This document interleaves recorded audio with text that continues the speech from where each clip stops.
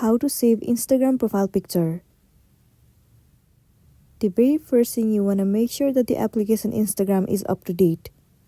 Open the application once you have the latest version.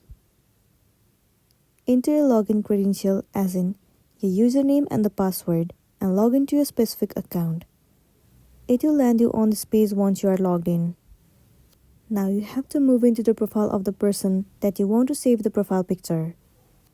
You can search for the profile of the person in the search bar. Once you have searched for it, proceed to their profile. Let's say I want to save the profile picture of this person. What you have to do is simply long press their profile picture. This interface will appear. Now what you want to do is take the screenshot of this picture. Once you have taken the screenshot, it will be saved into your gallery. You can head over to your gallery and then you can adjust or crop the picture as you want to, and you'll be good to go.